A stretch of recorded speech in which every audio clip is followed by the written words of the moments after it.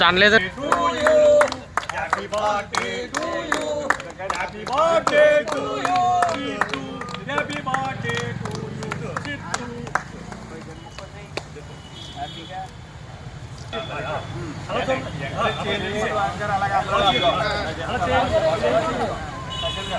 వాసిగా తీసుకోవాలి. ఎందుకంటే సైడ్ మీద కానీ మేము కాపాడు మేమే లెక్కిస్తాం, మేము లెక్కిస్తామండి.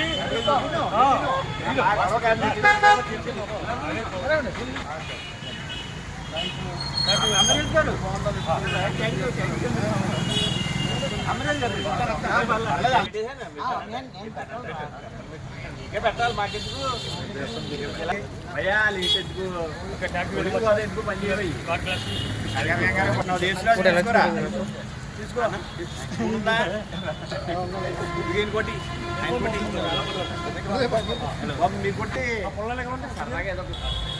ఒకసారి ఒకసారి ఒకసారి ఒకసారి మళ్ళీ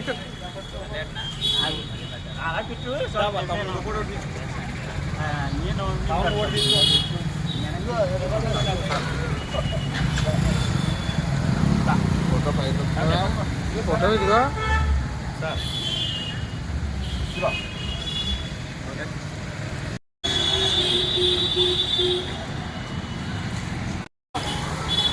మరి బొత్తుల సిద్ధు అందరికీ సుపరిచితుడు.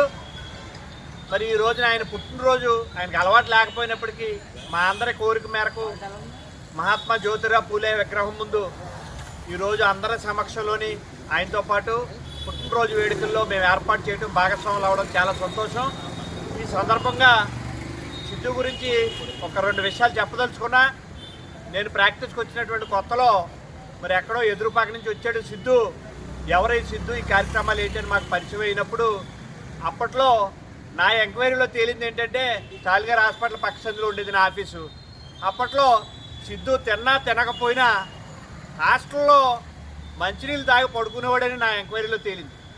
అంటే అంత నిజాయితీగా ఉద్యమంలో ఉన్నప్పటికీ కూడా మరి పక్కదారులకు వెళ్లకుండా ఎన్నో కష్టాలు ఎదుర్కొన్నప్పుడు నేను సిద్ధుని పిలిచి నా ఆఫీస్ తాళవతనికి ఇచ్చి ఆ రోజుల్లో సిద్ధు నువ్వు ఏ రోజు భోజనం చేయాలన్నా పలానా చోట భోజనం చేయదుకో నా ఆఫీస్లో పడుకో అని చెప్పి నాకు 15 సంవత్సరాలు సుమారు రమారం 20 సంవత్సరాలు అవుతుంది.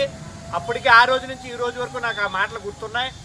మా సొంత కుటుంబ సభ్యుల్లాగా మేమందరం కలిసి వెళ్ళటం, ఆయన మంచి మంచి కార్యక్రమాల్లో ఆయనతో పాటు మేమందరం భాగస్వాములు అవడం, ఈరోజు ఆయన పుట్టినరోజు వేడుకలు మా చేతుల మీదుగా ఇక్కడ జరగడం మేము చాలా సంతోషం. కాబట్టి మరి అందరి తరపున కూడా మరొకసారి పుట్టినరోజు శుభాకాంక్షలు సిద్ధుకి తెలియజేస్తా ఉన్నాం.